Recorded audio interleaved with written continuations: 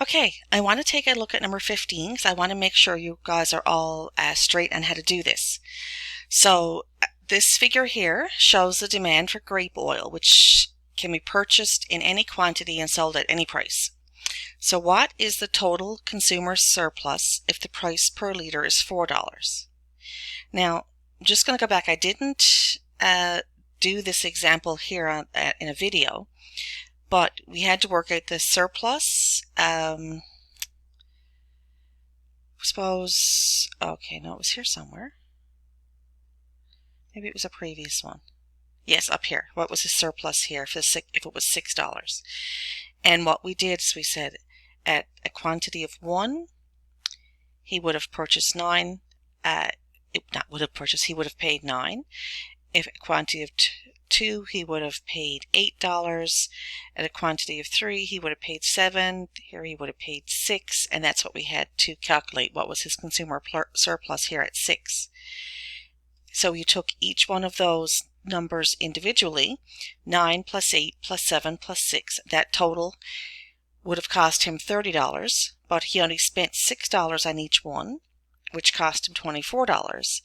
So his surplus was 6. So we could do that again. I'm just going to scroll down until I get to, here it is.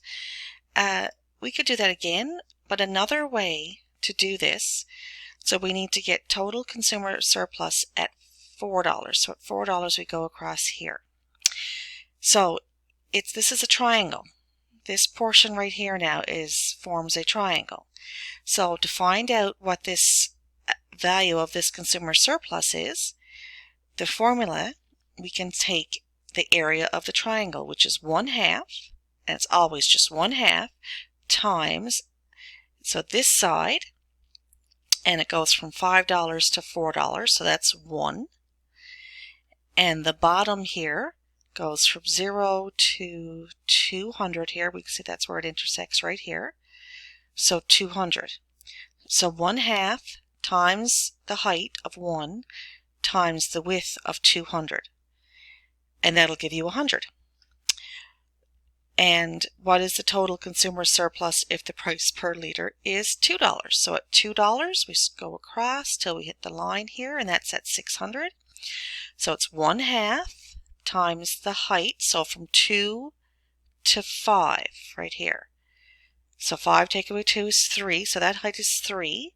And then the width goes over where it meets the line is at 600.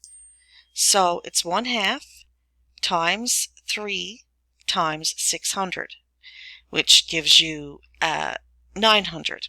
So that's how you can find the total consumer surplus.